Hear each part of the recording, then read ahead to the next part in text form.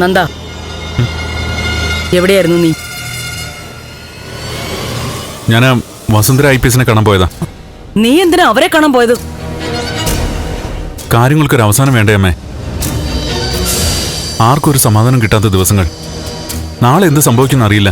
അതിന് മീരെ കൊന്നത് ഞാനാണെന്ന് വസുന്ധരയോട് പറഞ്ഞു. നിനക്കെന്താ നന്ദ, ഭ്രാന്തുണ്ടോ?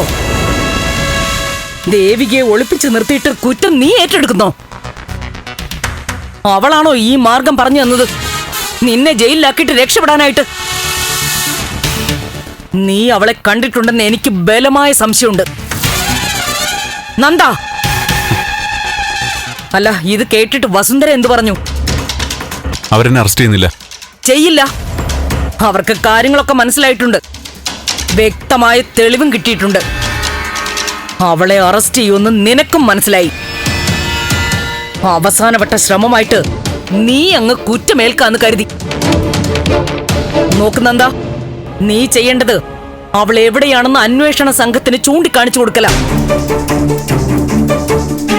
അല്ലെങ്കിൽ കുറ്റവാളിയെ രക്ഷിക്കാൻ നോക്കിയതിനായിരിക്കും നിന്നെ അറസ്റ്റ് ചെയ്യാൻ പോകുന്നത്. അമ്മ വിചാരിക്കുന്ന പോലെ ഒന്നും അല്ല. ദേവി നിരപരാധിയാ. വേണ്ട, ഞാനൊന്നും പറയുന്നില്ല.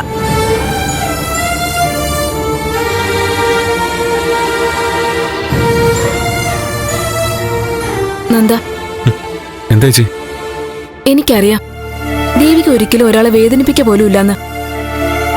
പക്ഷേ അവളെന്തിനാ ഒളിവിൽ കഴിയുന്നത്? എന്താ ചേച്ചി, ചേച്ചി അവളെ സംശയിക്കാണോ?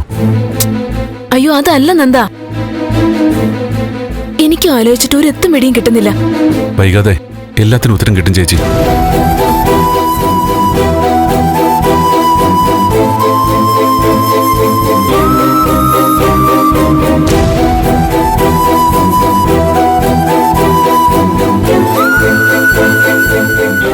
മീര വധക്കേസ് അന്വേഷണം ഊർജിതമാക്കിയെന്ന് DIG.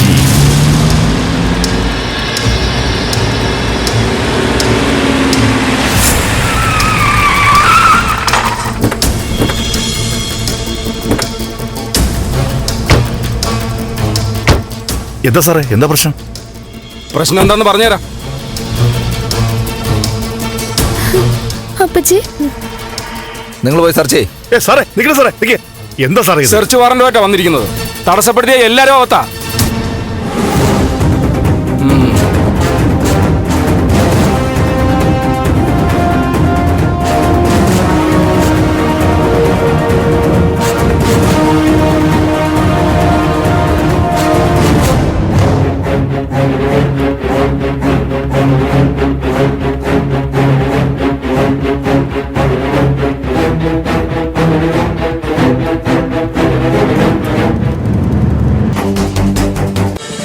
ഫ്ലവേഴ്സ് ഒരുക്കുന്ന കാഴ്ച വസന്തം യൂട്യൂബിൽ പ്രേക്ഷകർക്ക് ലൈവായി കാണാം.